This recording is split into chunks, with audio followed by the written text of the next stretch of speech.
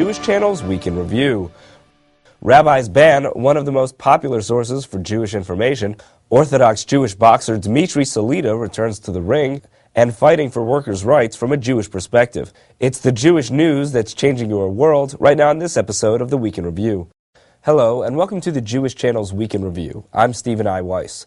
Perhaps the largest Jewish news website is being banned by leading ultra-Orthodox rabbis. The website Neias is an ultra-Orthodox-run news site that largely aggregates or copies whole Jewish news from other websites. According to public ratings data, the site receives more traffic than Jewish wire service JTA.org, more traffic than that of national Jewish newspaper The Forward, and more than that of the New York Jewish Week. Almost all of its visitors are presumably Orthodox, and many, if not most, are ultra-Orthodox. And that has led to the ban this week signed by 36 leading ultra-Orthodox rabbis, from Rabbi Shmuel Kamenetsky of Philadelphia to Rabbi Aryeh Malkiel Cutler of Lakewood, New Jersey. Interestingly, the ban specifically forbids only advertising on the Neias website and not the reading of it. The reason for not banning reading of the site could be due to the fact that many of these rabbis have previously signed on to bans forbidding use of the internet as a whole, and thus would see banning reading one site as potentially conflicting with that previous ban on the entire internet. Of course, if that ban on the entire internet really were being followed, a site like Neias couldn't exist in the first place. It's also interesting to see that Neias was the only site targeted, while similar popular sites like Yeshiva World News and Matzav weren't mentioned. The website didn't appear to have posted anything about the ban as TJC was preparing this broadcast, and an inquiry on Deadline was not responded to. The ban seems to have first come to light on the Orthodox watchdog blog, Failed Messiah. In a different story of an Orthodox Jew trying to bring something to a halt, the Orthodox Jewish boxer Dmitry Salita fought challenger James Weka Thursday night.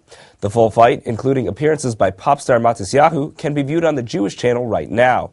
As Christian Need reports, it was a fight in which Salita did quite well.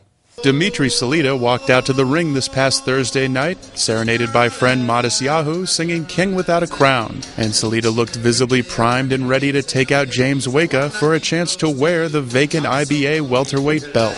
From the first round, Salita began delivering devastating body shots to the taller Weka, the painful effects not lost on TJC commentators Steve Farhood and John Iceman Scully. Deadly body, deadly. Well, to Salita's credit, he found a weakness. He found it quickly in the fight, and he's taking full advantage of it.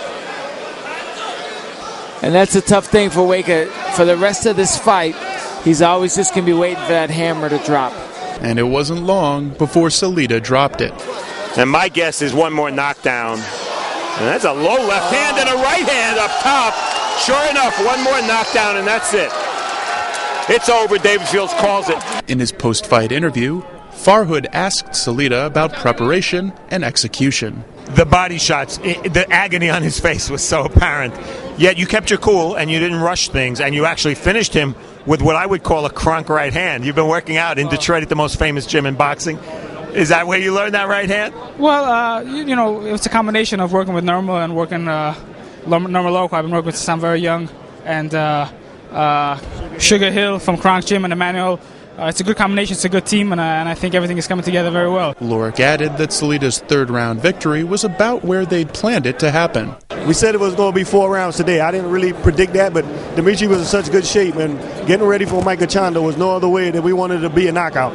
And he went out there and followed the rules that we set, and he came to the body and then came back to the head. And though he donned the IBA welterweight belt after his victory, Salita noted that Mike Anchondo still figures in his near boxing future. This fight was I understand, it was sanctioned by the IBA, and it is an interim belt, and I have to fight for that belt. I'd have to planning on actually fighting Mike, and I'm working on some big things. I'd like to be back in the ring soon, and I'd like to fight in Israel. Actually, that's what we've been working on, and hopefully it'll come to fruition. I think it'll be a historic event, and it's something that I wanted to do in my career.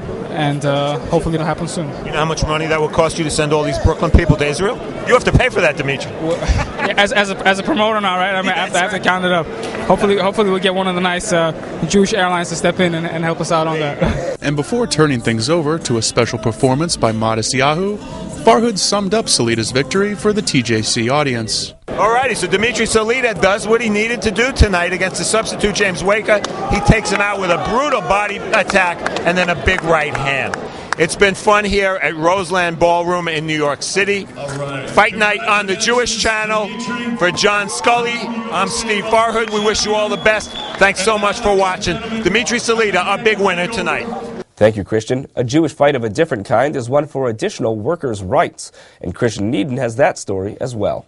On August 31st, New York became the first state in the nation to pass a law guaranteeing a domestic workers' Bill of Rights. And one of the nonprofit organizations instrumental in the push for the bill was a local Jewish organization, Jews for Racial and Economic Justice, which ran its own Shalom Bayit, or Peace in the Home campaign, raising awareness for the plight of New York's domestic workers. As JFREJ recently prepared to celebrate its 20th anniversary at Temple B'nai Jeshurun, TJC journeyed to Manhattan's Benjamin Cardozo Law School to talk with one of Shalom Bayit's organizers about why the new law is a Jewish issue. I think it's a Jewish issue because a lot of Jews are employers and Jews have worked as domestic workers, and it's also a basic rights issue that, as the Jewish community, I'm a child of caregivers. I was lucky to have my parents model a very respectful relationship to our employers.